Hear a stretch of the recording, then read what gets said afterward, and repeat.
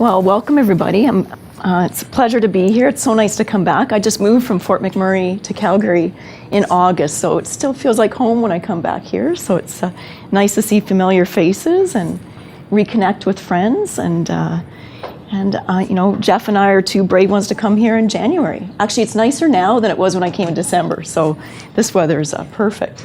But there was one other thing I wanted to mention about the recording. So don't worry, I don't like being recorded, but it's going to be on me. I think most of the time, the presentation will be strictly on the PowerPoints and me. But when you do, we want this to be as interactive as possible. So please ask questions, and I will be asking you questions as well. So if you have a question, I'll just repeat it to make sure that that Will can hear it. And then we'll go from there. But she'll be able to hear, your answer because it's a nice small room. So don't worry about that.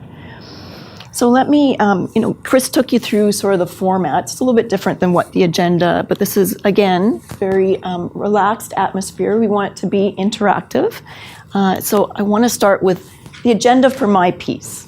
So I wanted to start with some participant objectives for the session. So we're going to do that in a moment. We're going to talk about what you want to get out of today. What were you hoping to, take away knowing the topic, and what you wanted to learn and gain more insight into.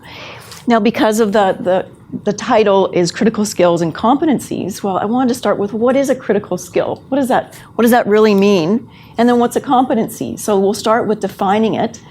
To make sure that we all have a common understanding for the conversation of what that means. And then talk about, how critical skills have really changed, from the past, how very different they are in today's environment. And then competencies, I want to talk about the difference between there's core competencies and job-specific competencies. So in my experience in HR, I've dealt with both, and I want to explain from my perspective the difference there. And then I want to share a real-life example of competencies at work. I was very proud to be a part of a frontline leader competency program in one of my roles in HR, and I found it to be really effective. So I want to share some of the overlying principles, because I think, yes, this was a big company where they implemented this, but even if you're in a smaller company, your own company, you can still take some of those principles and apply them and help them be effective and lead to success in your organization as well. And what's interesting about this topic, and any topic like this, so Jeff and I, we have, different perspectives. So, we come from different experiences. So, hopefully you'll take different perspectives from both of us, because this is not an exact science. There's different ways of looking at competencies, and our hope is that you find something that resonates with you that you can use in your role. So that's sort of the agenda for what I'll talk about today. Oh, I'm sorry. So yeah, I'm going to present, and like Chris said, then Jeff. We'll take a quick bio break in between just to switch, and then we'll take a little bit longer break when we go. Jeff and I worked on a case study together. So we thought that we'd give you more time all at once, so you can kind of you can take some notes on, the first two sections, and then you'll be applying that in the case study. And we'll be walking around and chatting with you through that, but we want to make sure that we leave probably the last hour is our goal to work on the case study. So yeah, that's so that we're not going to be up here talking the whole time. But I want to start with so these are your individual goals. Like, if you could share with me, what are some of the things that you are hoping to leave with today? We can add some more later too. Don't worry if you can't think of anything right now. So please, say, there was something that I wanted to make sure if something comes to mind, but anything else right now? Okay, no, those are good. That's good feedback. Great.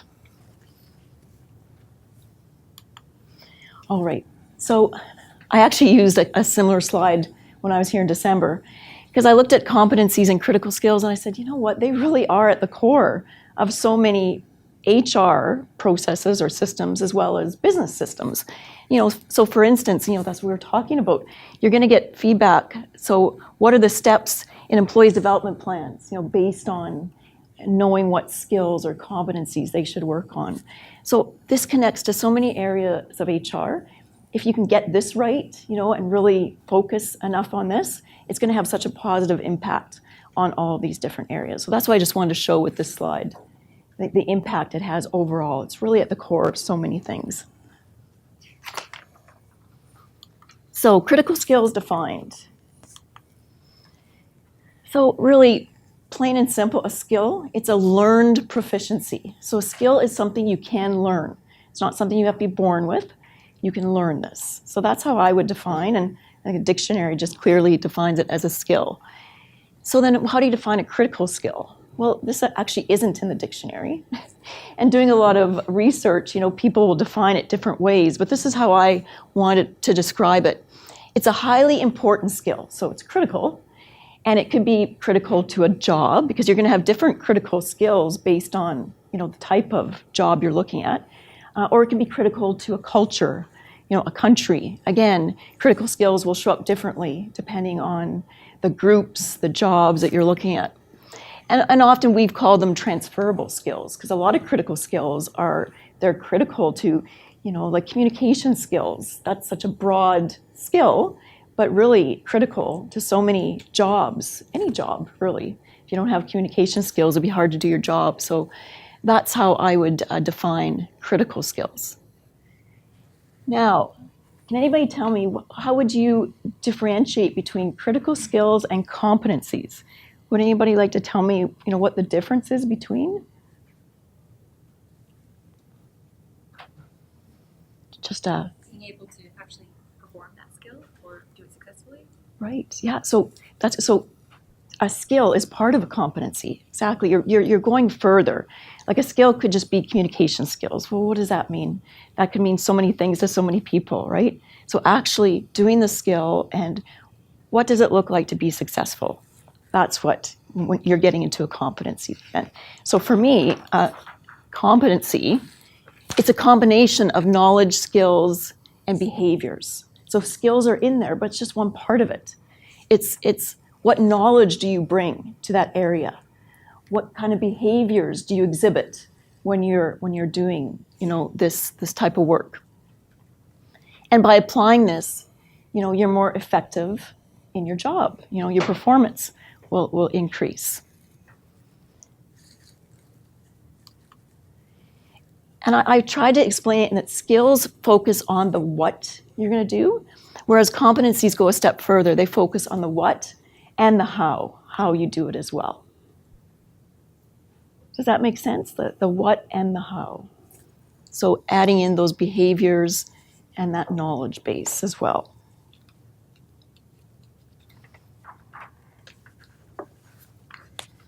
Okay, so I want to think of some examples of, so let's think about critical skills of the past. Let's go back like hundreds of years ago.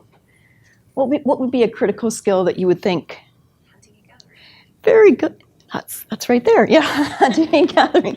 Like if you look up critical skills of the past, you think it's survival skills, right? It's hunting, fishing, pioneer skills like preserving food, weaving, sewing. Really interesting that so many things now, these are recreation activities now, right? They're not necessary for us to live. We go to the store and we buy our groceries. We don't have to go and, find it in the wild. So things have changed so much when you look at this list versus, so what would be an example of a critical skill of today, present time? Anybody think of a critical skill of, Jeff? Digital skills. Digital, technology skills. Very good. Didn't even know what that was back in pioneer times, right? What's digital skills? Yeah, that's right. Yeah. Any other critical skills of the present that you can think of? Change management. Absolutely. Yeah, change management, leadership skills.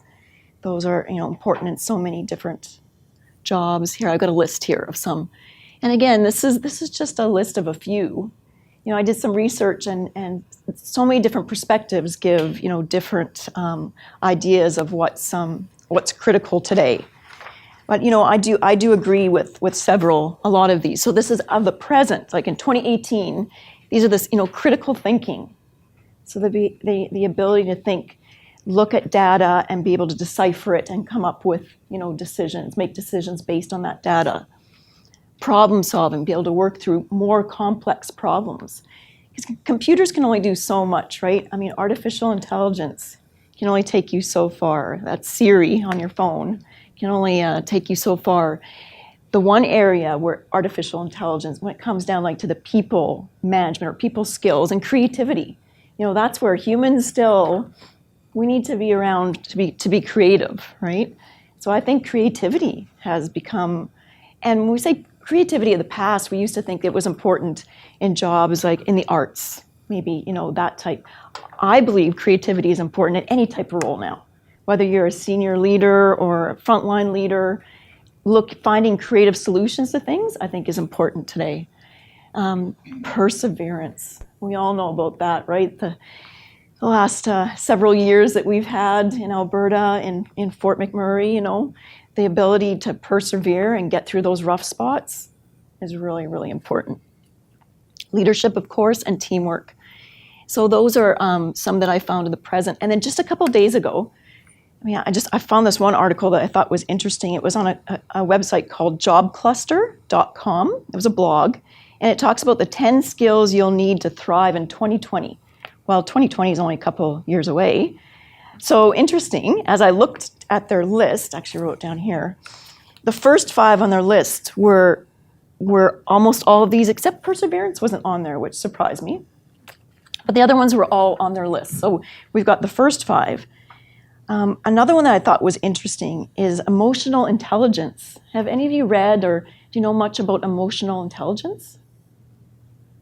Yeah, I find that really interesting. So they said specifically empathy and curiosity, like as leaders, that's going to be, so you're probably hearing more about empathetic like leaders and being curious, asking more questions instead of dictating what needs to be done. So if you're interested in emotional intelligence, I think that's a really fascinating area to get into, and I could share with you after I've done. There's one questionnaire online that you can do that kind of shows you what areas you could focus on. So it's an interesting area. Judgment and decision making was another one for 2020, and I think that's still a really important one today. But judgment and decision making, service orientation. So the importance of offering value to your clients, that's what they mean by that. So being service oriented. And again, no matter what field you're in, you've got some form of client, right? So just having that focus on your service will be important. Negotiations, I think negotiations has always been important, but specifically looking for win-win solutions is important. And then this was interesting. The term cognitive flexibility. Cognitive flexibility, and that's ability to switch approaches to tackle a challenge. Well, I think that kind of fits with critical thinking and problem solving too, but I thought that was just to be flexible, I guess. Flexible in your way of thinking is an interesting way to, So what do you think of that list?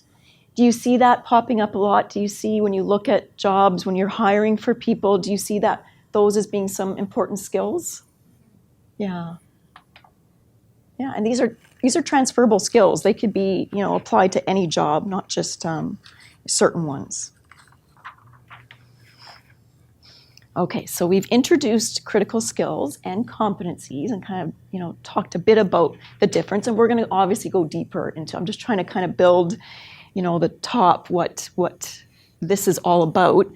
But something that I'm passionate about. So connected with skills, I wanted to just introduce so that you could start thinking about this for yourselves and recognizing it in others too, because I think this is where a lot of companies, in my experience, don't focus enough on strengths of individuals. So I wanted to share, because I've done a lot of work in this area as a coach and in my own business looking at strengths. So when does a skill become a strength? And it starts with a talent. A strength begins with a talent. So you all have some form of talent, and you recognize those talents in individuals. So a talent is something that comes naturally. That's why I say a natural talent. It's a naturally recurring behavior that you have or that you recognize in someone else that can turn into a strength. Now, you can have a talent and it's not a strength, because if you don't actually practice it or invest time in it, it will never be a strength. And unfortunately, that's what some people fall into in their roles, right? Where they have a talent for something, but their job is not allowing them to spend time focusing on that talent, then it'll never become a strength, and it's unrealized potential. So talking about strengths and encouraging and finding the right jobs for individuals when you recognize that they have a strength for something, I think is important. So I wanted to break it down for you here. I thought this little equation, and I got this from the book called Strengths Finder 2.0. And if you go to their website, it's, I don't know if you've heard the Gallup organization. Gallup does a lot of polls, like a lot of research. So Gallup is connected with Strengths Finder. And there's a very short questionnaire that you can do that will help identify your top strengths. And I found it in my coaching clients, several of them have done it, and I've done it myself. And it's something that I always go back to and think about, so am I really using my strengths? What areas? So if that's something you're interested in, again, we could talk about that afterwards too. But so to become a strength, you've got this talent times an investment equals a strength. So the investment means, you have to invest your knowledge, your time, practicing this talent. You might have to go to some training. You might have to, spend time doing it for it to become a strength. And again, not enough companies, maybe do focus on this area. So I wanted to introduce this topic to you and apply it by letting you think about it for yourselves. So, think about for a moment, what's something that you believe is a strength that you have? And don't say you don't have one, because everybody's got strengths. So I'm not going to let you leave without identifying a strength. I'm not going to make you identify it to the group. What I wanted to do is break into pairs. 1, 2, 3, 4, 5. We do have an even number, that's good. Just break into pairs for a couple of minutes. So if one of you don't mind going over to the table here. And so just whoever's closest to you, if you could break into pairs. And I want you to just share with your partner. We're just going to take a couple minutes to do this, just to talk, the two of you. Just share with each other what a strength of yours is. And a little bit, an example of when you've used that strength at work to be successful. Something, your strength is working with people, developing others. And how I saw this successful is that, so many individuals I've worked for have been promoted, moved on to other areas, and that makes me proud because, I was a part of their development. That's an example of, a strength that you have. So if we could take a few minutes, no more, just 4 minutes. So maybe I'll time, I'll look at the clock. But yeah, share a strength and how it's come out as a strength at work. Okay, thank you. Still Dan.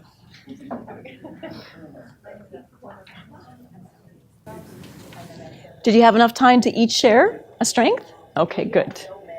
Okay, good. You should. Everybody, yeah, I know this group has lots of strengths for sure. I could have given you half an hour. You still wouldn't have gotten through them all. We're gonna continue on. Great. Did you have enough time to both share? Perfect. Okay, good. Good. Well, was that helpful to kind of talk about? Yeah, this is something that I could look at, identifying more in the people that work for me, work with me, and appreciating that. And there's been research that shows you focus more. In my experience, so much has been focused on what you don't do well, right? If we focus more on what you already do well, it's going to provide actually better return on the time that you place into development. So it's a really fascinating field. So yeah, if you're interested in that, if you want to learn more about StrengthsFinder, we can chat afterwards for sure. So I want to get back to competencies and define my experience with core competencies in businesses and job-specific competencies. And so core competencies, they say core because they're core to the business. So these are the competencies that are necessary for the company to really achieve their goals, right? To be successful. And often these competencies, they're a way that describe the values, the goals, the company mission. So that's what these competencies will go into greater detail, talking about the type of behaviors, the type of knowledge that they want individuals working for that company to work by every day. And for them to actually work well within a company, they should be tied to performance management. So, how do they link? So we're going to go into some more examples, and hopefully I'll be able to share some of my experience of how they're linked to the performance management process. So I want to give you an example of a core competency. So this is in the area of teamwork and cooperation. So teamwork and cooperation, really, those are skills. What was a competency how could you describe a competency in this area? Could someone, would the camera pick it up if someone read it for me, or was it better if I read it? Better if I read it, or? Okay, sorry. I like to share the reading because I get tired of, I think you guys get tired of listening to me, but I'll just read it so that, so personally contributes to the group in order to accomplish the team's objectives, is a team player, reliable and cooperative, builds rapport and values people, easily gains trust and support of peers, encourages collaboration. Does that help paint a clearer picture of what teamwork looks like than just saying teamwork? So this is what the company really values, and they're really explaining what cooperation means too. Builds rapport, values people, gains trust, all really important things to in any role.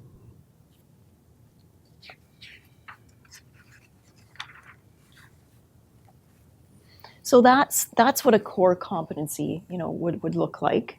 And even though these are overall competencies to the company, I've seen them as directly linked to the performance review. So individuals, no matter what level you're at, would have, this category, this as a goal, and then they would give examples of when they showed this behavior in their performance review. Now, I don't know that all companies, a lot of performance reviews are more metrics driven, but where I've seen greater success is where they include these type of objectives so that employees are having to come up with examples of when they have showed these behaviors, these competencies. And, I think I've always found job-specific competencies are almost easier, I guess, to explain in some ways because they're a bit more technical and they're more related right to the specific job. So whereas core competencies are more overall linked to the company's goals, job-specific ones are what it takes to be successful in a specific role. And they really get into the technical aspects of the job. Again, these should be on the performance review. These should be objectives that people are working towards.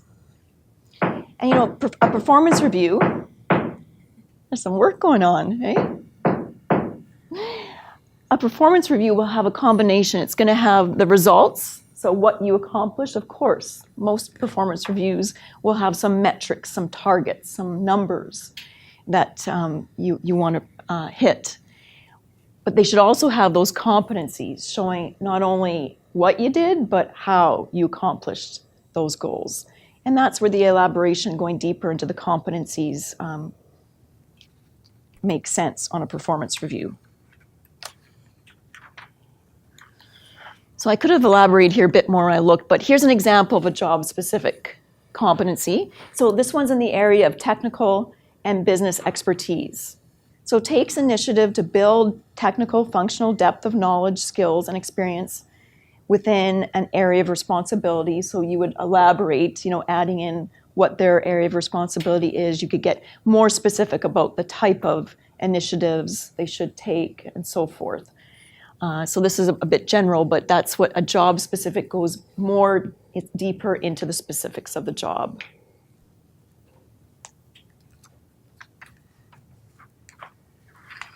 Any questions, or what questions do you have about core versus job-specific competencies? Does that make sense? Okay. All right. So I wanted to share with you an example of a competency program that I was involved with many years ago, earlier on in my career, for a big company, and I was working in operations as an HR leader, and it was a frontline leader competency program. And this is one, in my experience, of the most successful programs I've seen. And again, although this is for a bigger company, I hope that sharing the story that you might be able to take bits, depending on your experience, that you could think about how it could apply to your company. Because it was some very different ways of thinking of how you develop within a role versus the traditional way of being promoted from one specific role to another. So this frontline leader competency program. So when I say frontline leader, it's supervisors of frontline workers, right? So whether it be in a manufacturing facility, these are the individuals that are on the floor doing the hard work of keeping everything going. So a very, very important job to any organization. So what this competency program did, it created a more flexible org structure and create more growth opportunities. So what I really liked about one of the key things for me, they created one large salary band. So it was huge. It was this really wide salary band, and it covered your growth from when you started as a frontline leader to when you potentially became part of the leadership team. One of the leaders leading this manufacturing facility. So it was very broad. And the biggest part for me is that you could stay in your role, so you could be a supervisor, and you could stay in that same role, and you could still be promoted. Because they were promoting based on your competencies, not on the job title. So it's their impact on the organization, not the job title. So I'm going to explain, I want to go through the whole scenario, how they built this competency, what the process was. But that was the biggest key for me, that as long as you developed, you showed that you were increasing in your competency level, in your impact to the company, you would be promoted within a place. So how it worked. So this program, it involved 3 different levels of competency. So you'd start like at just a base level, senior, site level. So 3 levels, and within each level, it described, you had the same categories. So technical and business skills, or expertise, sorry. That might have been one of the categories. And within that category, you had different levels of competencies based on your impact and your growth within the organization. So what was expected of a base, a new frontline leader coming in versus one more senior, and one even more senior having greater impact on the organization. So that was how it was structured with the three levels. And how the process worked is there was a very defined competency assessment with different competency areas. And every 6 months, the frontline leaders would start with a self-assessment. So they'd go through and they'd self-assess on all the different competencies. And they didn't just pick, okay, in this competency, yeah, I think I'm at this area, this level. They had to have very specific examples, like behavioral examples of when they showed that. Because if they didn't have that, they didn't get credit for that competency.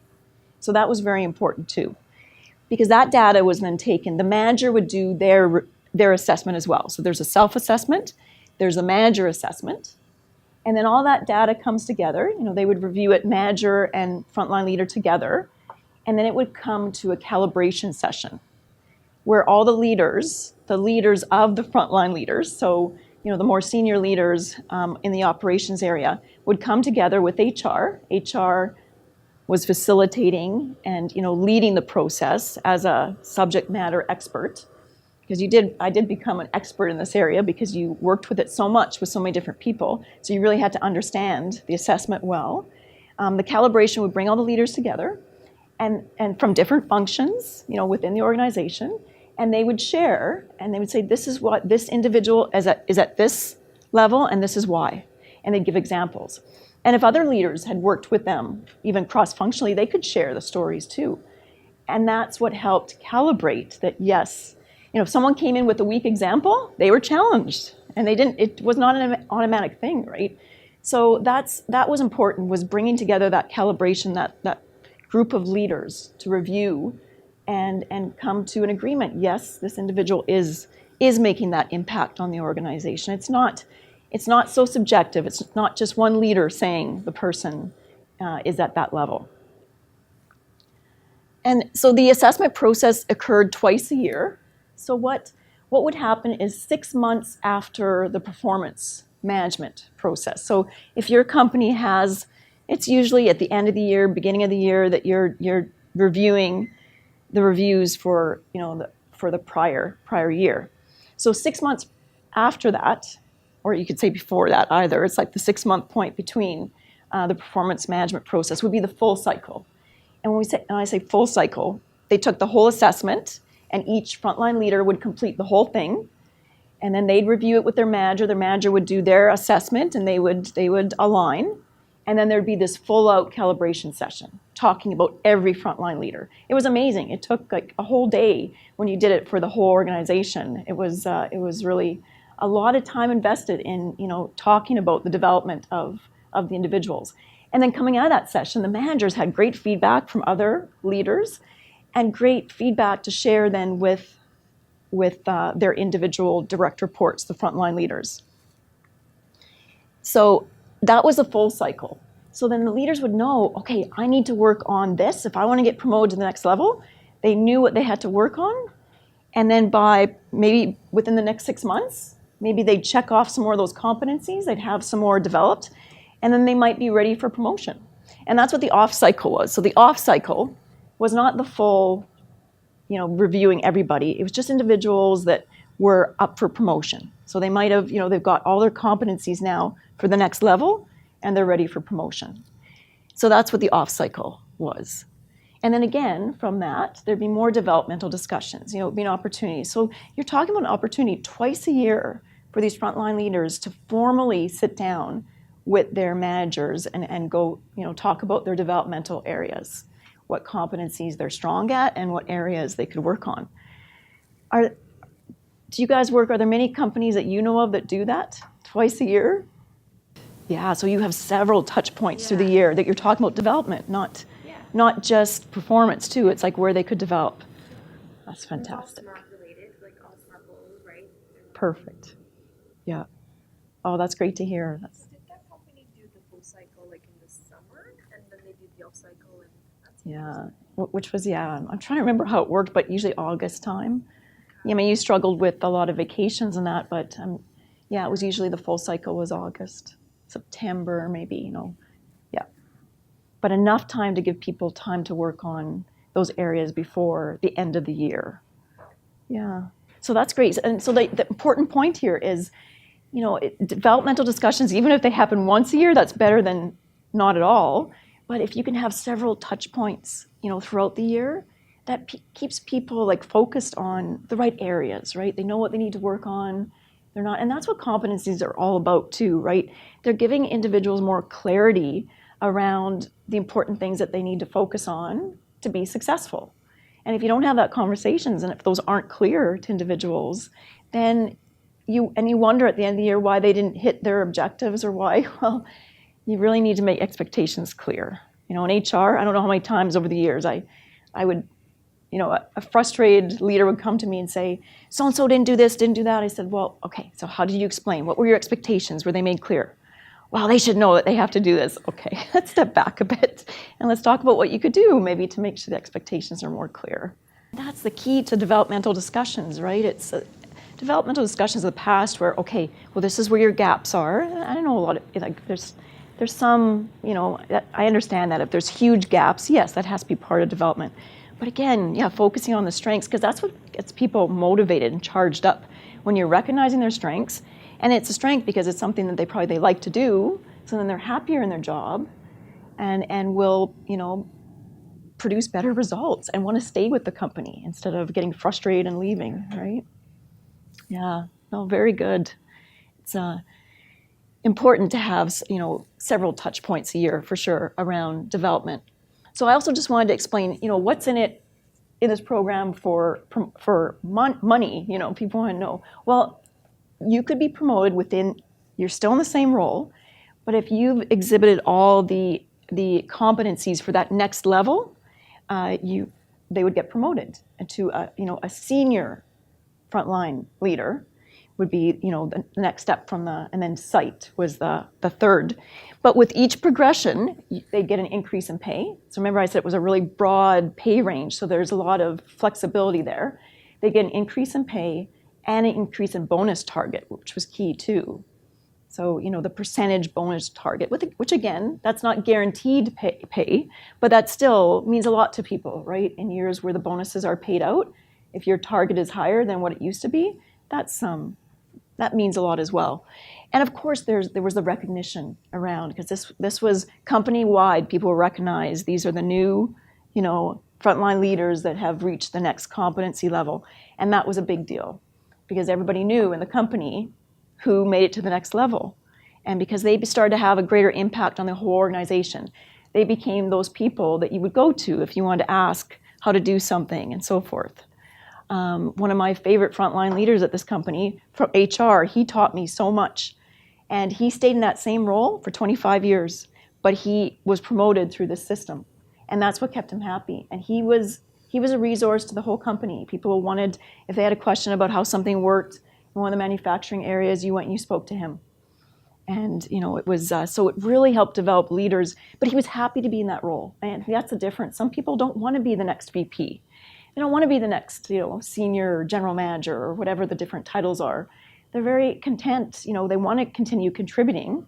So for me, that's why I was so passionate about this program. It helped develop and give people a way to grow within their current job and continue to make a bigger difference.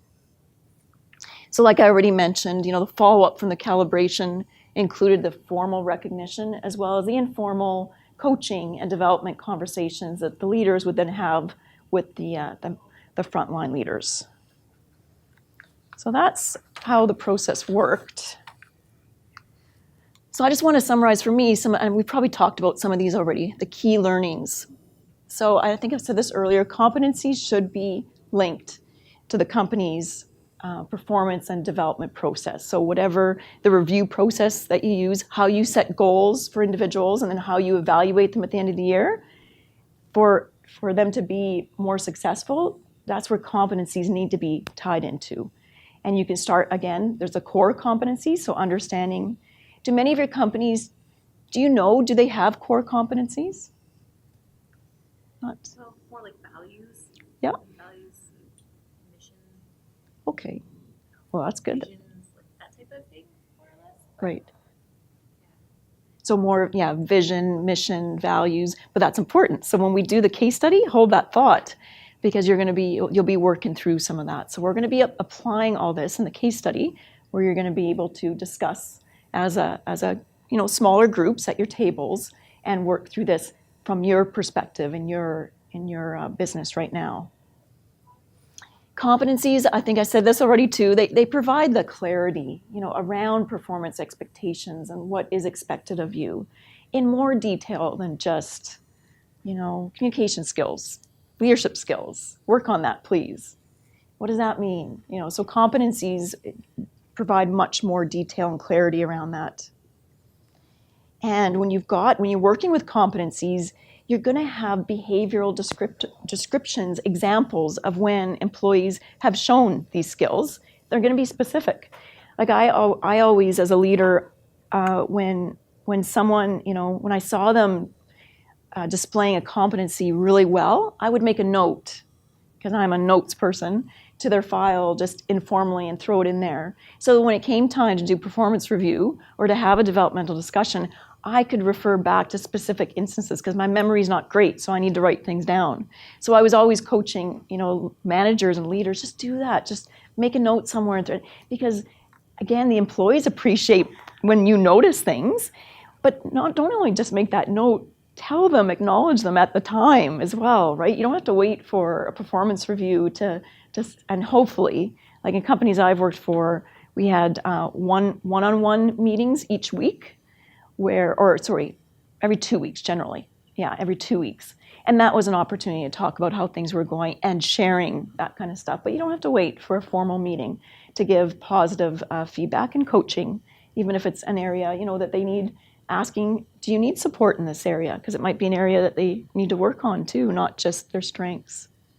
And you don't want it to come as a surprise one time a year.